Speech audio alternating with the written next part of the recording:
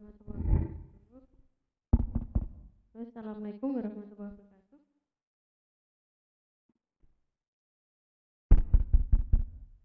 Hari ini streamingnya masuk apa belum ya anak-anak ya?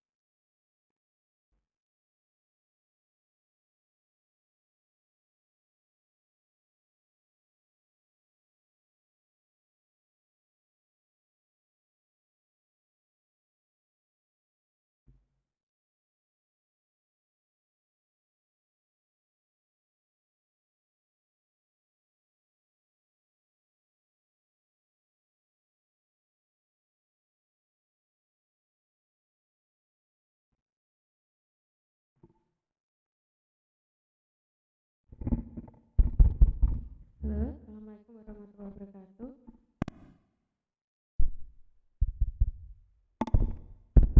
Hari ini kita akan belajar tentang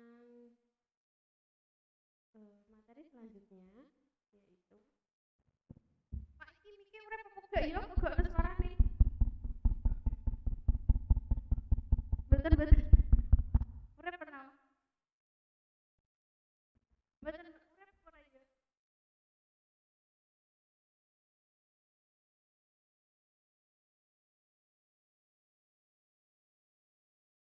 Urip. Makanya urip kok.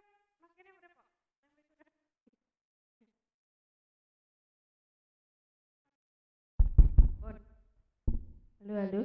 Urip tapi gak nek nopo kan panggil.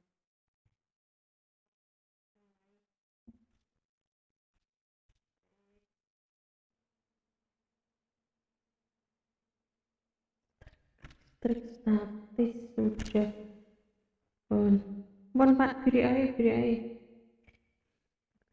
Dek ini aku tekan dulu. Bab. Oh iki. Assalamualaikum warahmatullahi wabarakatuh. Anak-anak kelas 12 kita lanjutkan bab 2 ya, yaitu masalah listrik statis. Nah, kalau kemarin kita sudah belajar tentang gaya listrik, kita akan melanjutkan gaya listrik terlebih dahulu. Nah, gaya listrik.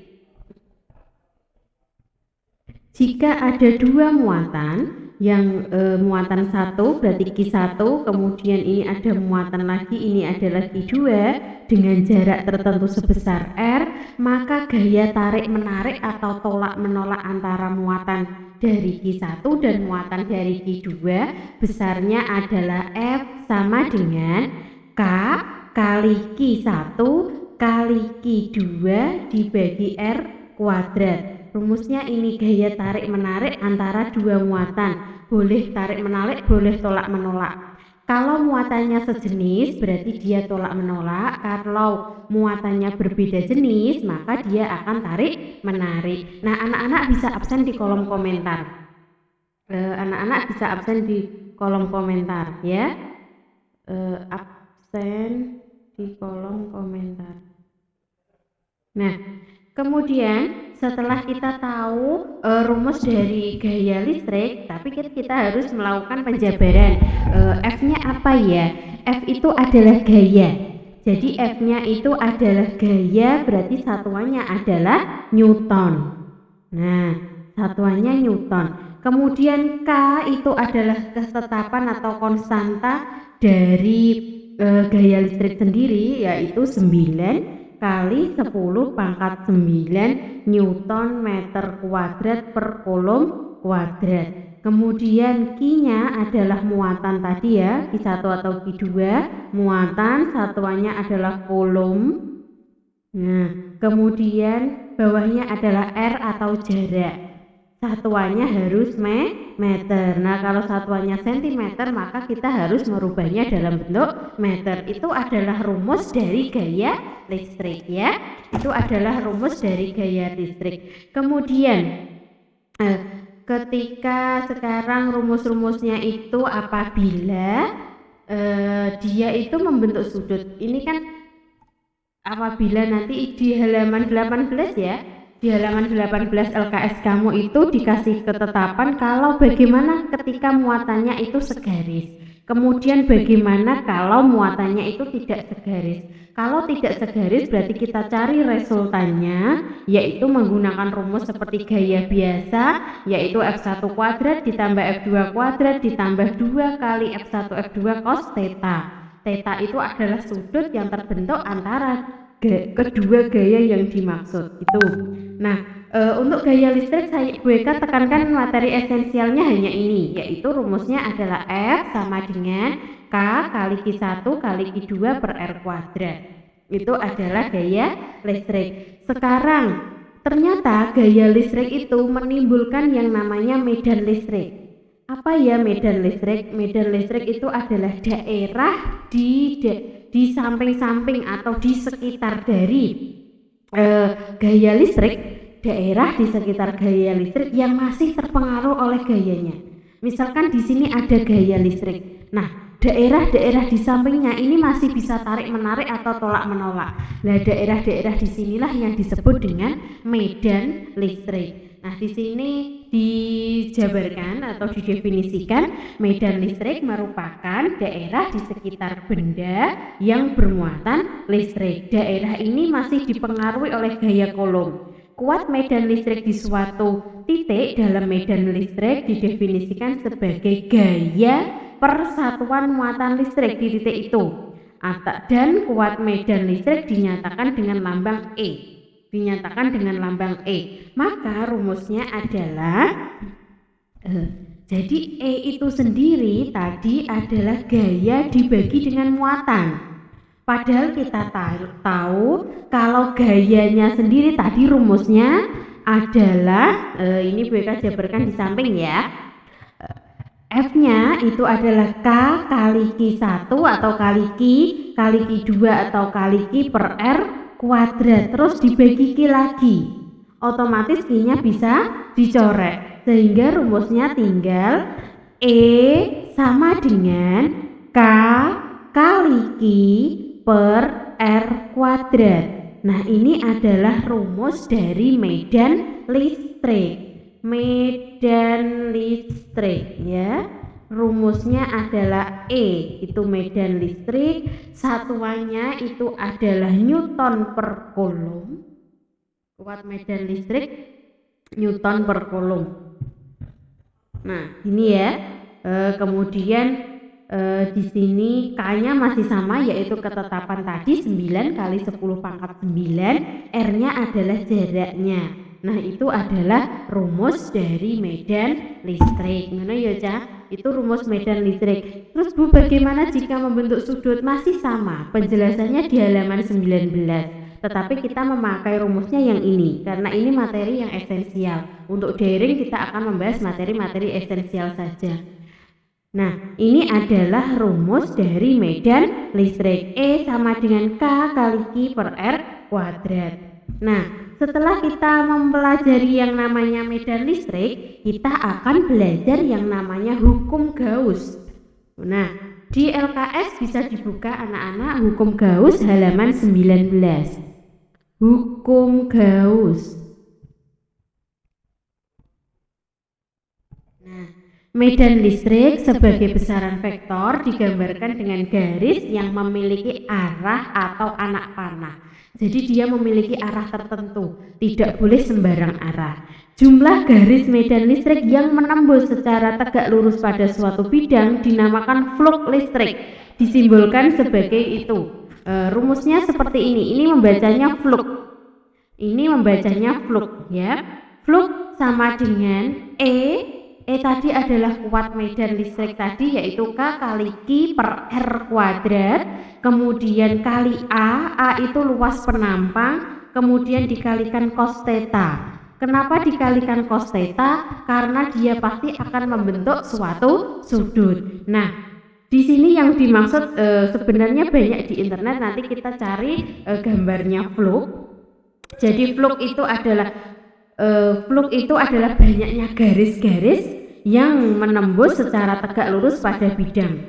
Nah, saya punya bidang, misalkan bidangnya adalah persegi panjang. Nanti di sini ada fluk, di dalamnya ada fluk, Fluk itu adalah kekuatan energi listrik yang masih dipengaruhi oleh medan listrik, itu fluknya.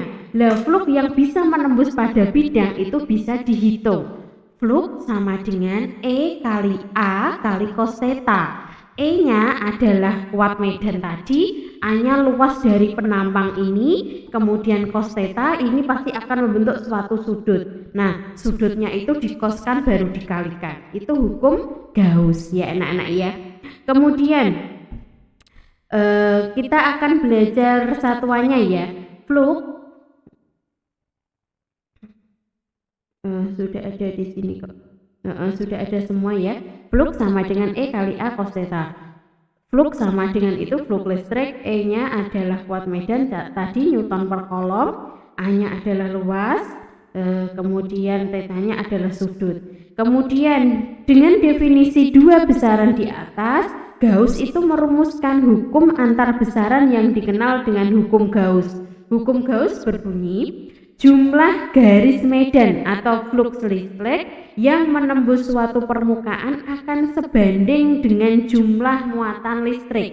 Artinya semakin banyak gaya listrik, semakin banyak jumlah muatan listrik, maka akan semakin banyak pula garis-garis yang menembus bidang itu atau fluknya.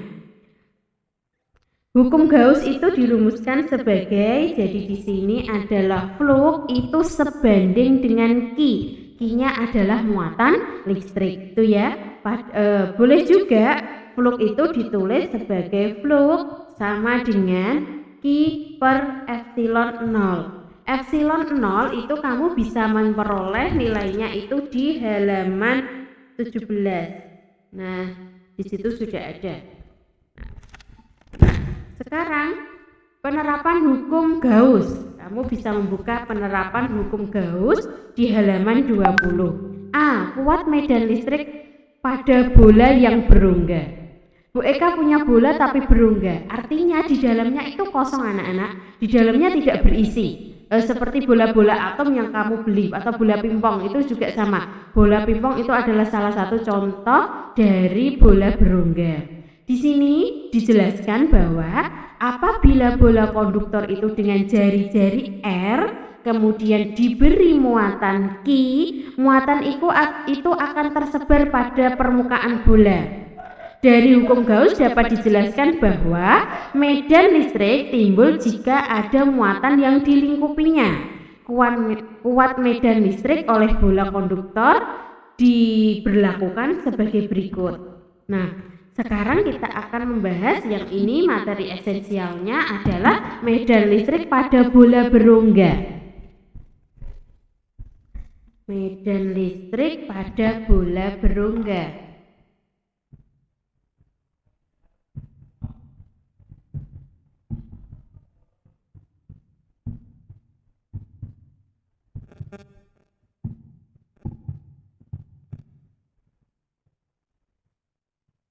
Nah, untuk medan listrik pada bola berongga, Bu Eka punya bola.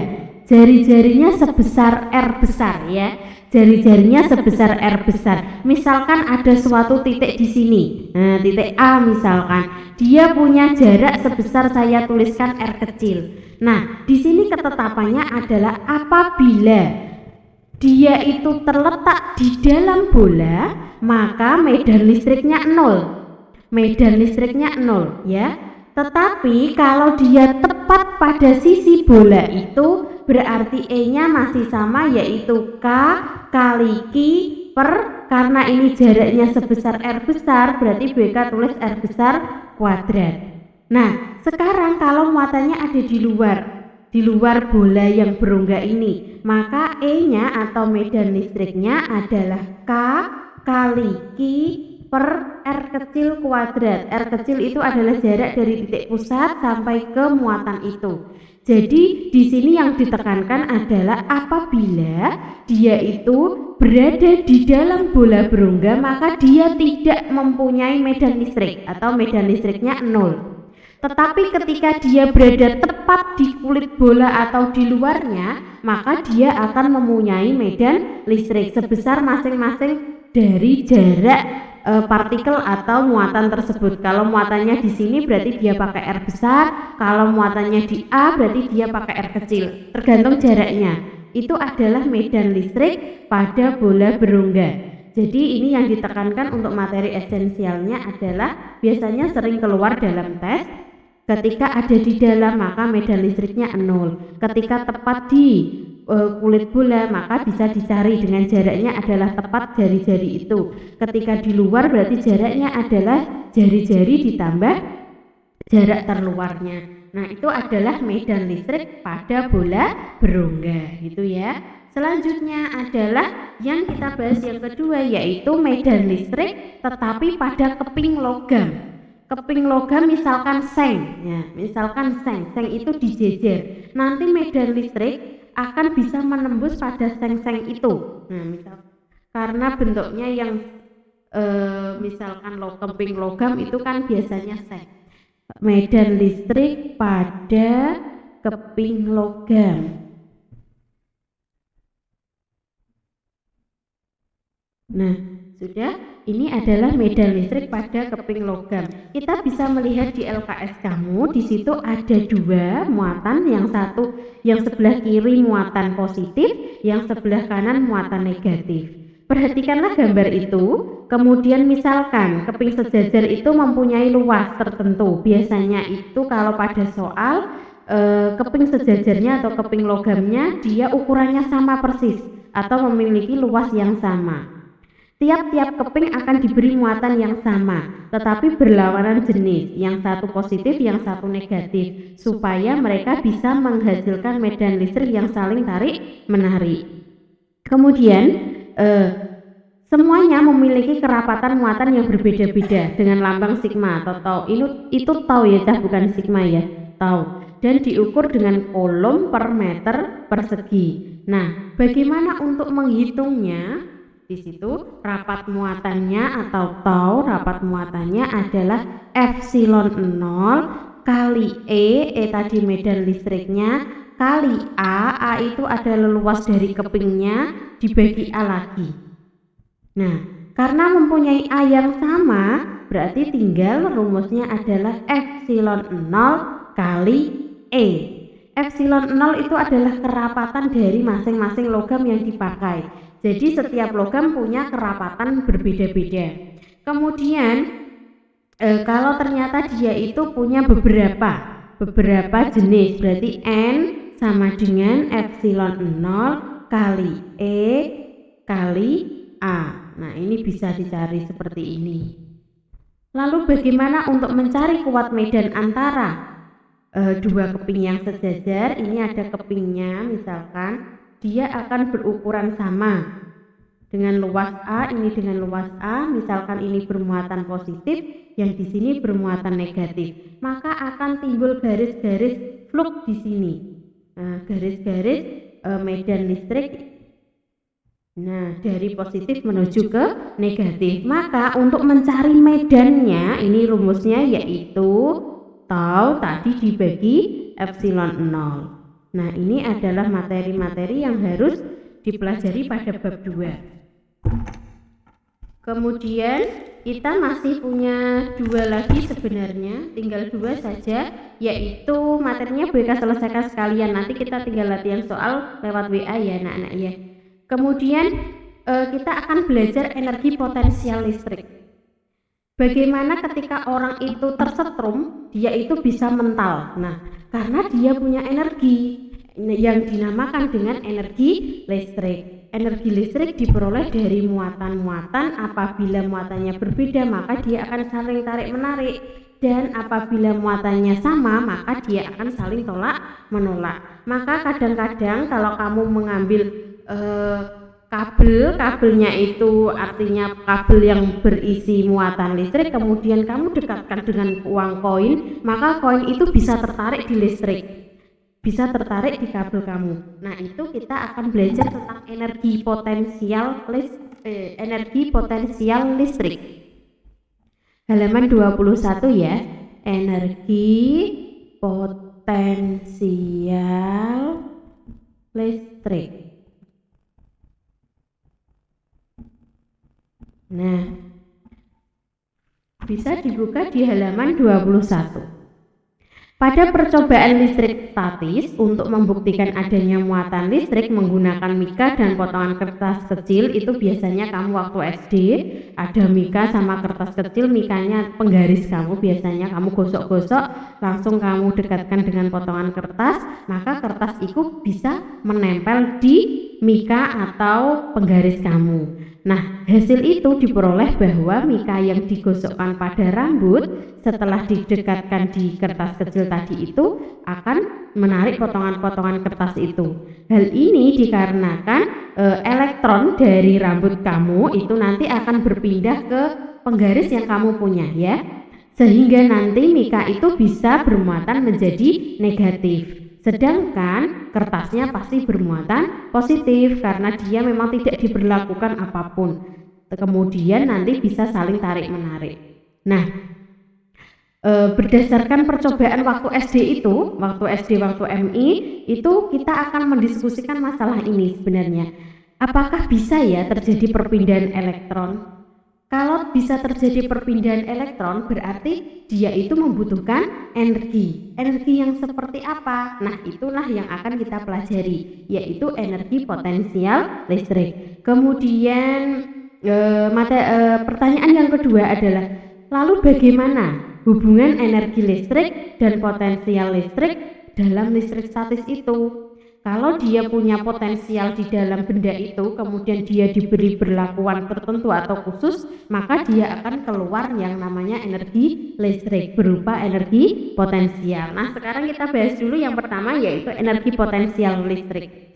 Di sini dirumuskan energi potensial EP ya, BK tulis EP. Energi potensial adalah K Q1 kali Q2 per R.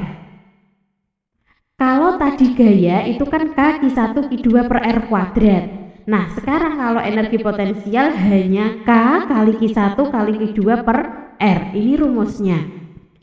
Nah, nanti BK berikan catatan rumus yang wajib dihafal. Ada 5 saja. Pengembangannya tidak perlu.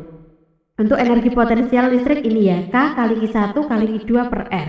Jadi ada muatan Q1, ada muatan Q2 yang terpisah sejauh R, maka dia akan bisa saling tarik-menarik dengan energi potensial listrik. Berapakah energinya? Kita bisa mencari lewat K kali Q1 kali Q2 per R. Nah, di sini karena energi potensial, energi itu pasti satuannya joule, gitu ya.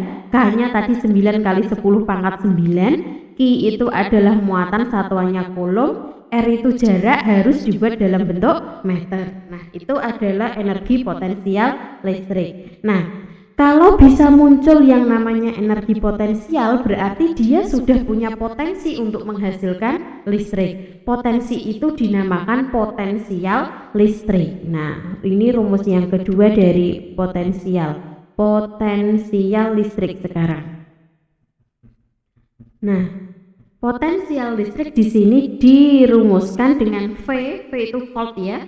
Potensialnya adalah atau beda potensial, satuannya volt. Kamu sudah tahu dulu waktu MTS kelas 9, SMP kelas 9 itu sudah dipelajari. V sama dengan K kali Q per R. Nah, ini bedanya.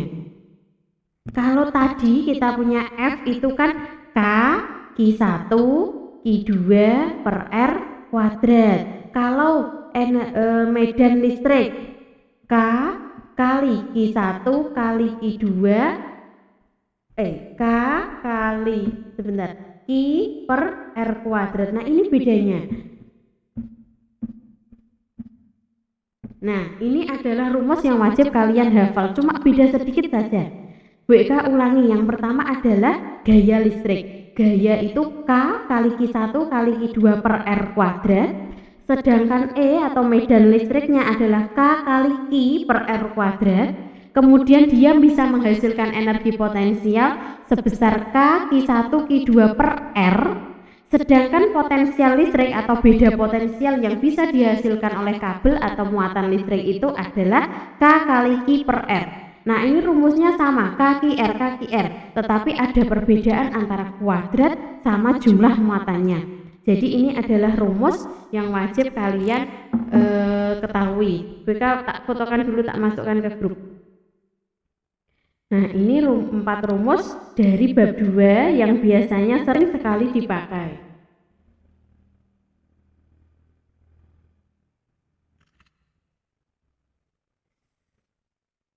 Nah, itu adalah rumus dari beda potensial atau potensial listrik. Sekarang, Bu, kalau ternyata muatannya itu banyak, tidak hanya satu muatan, bagaimana kita bisa mencari beda potensial listrik itu? Nah, kita akan membahas tentang potensial listrik yang muatannya majemuk ya.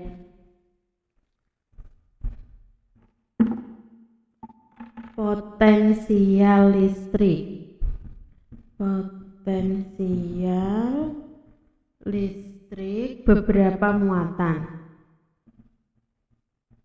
Semakin banyak muatannya, otomatis beda potensialnya semakin besar. Kita kan sudah punya rumus tadi, V itu adalah K kali Q per R gitu ya.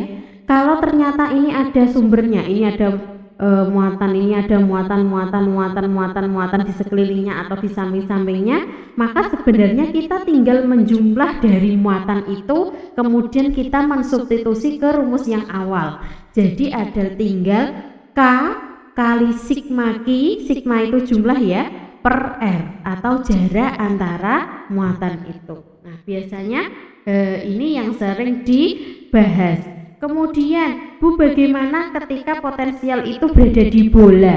Bola itu mempunyai arah kanan, kiri, depan, belakang, atas, bawah, semuanya dengan jari-jari yang sama dari pusatnya ya. Potensial listrik di sekitar bola dapat ditentukan itu dengan menganggap bahwa muatannya berada di pusat bola. Jadi anggap saja muatannya berada di pusat bola, sehingga potensial listriknya itu sama, yaitu K kali Q per R ya.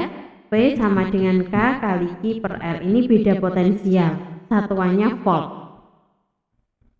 Nah, kalau dulu kan biasanya beda potensialnya V sama dengan I kali R atau VIR.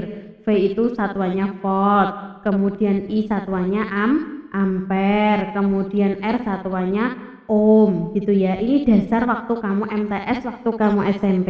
Nah, kita akan mengembangkan V. Kalau kamu bahasanya beda potensial, sekarang waktu di kelas 12 kita bahasnya adalah potensial listrik. Nah, itu adalah contoh dari penerapan